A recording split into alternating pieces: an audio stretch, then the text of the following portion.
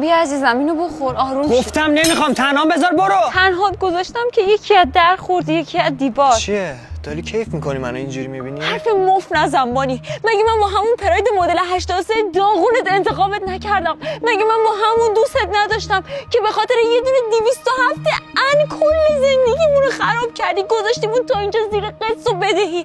رفیقت به خاطر 20 میلیون بیاد اینجوری بزنه لولوردت کنه فقط به خاطر یه ماشین. با غریبه معامله میکنه که پول در بیاره، ولی با رفیقش معامله میکنه که بشناستش. من امروز رفیقم باشه، فقط دلم میسوزه که چقدر همه چی برام ارزون تموم شد.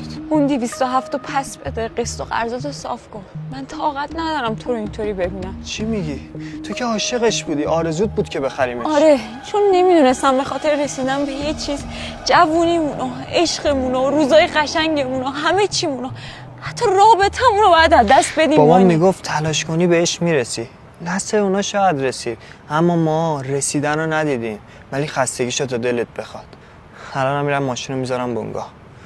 مردم قوی تر شدم، یه ببر مست زخمی شدم، عشق تو عجب شریه.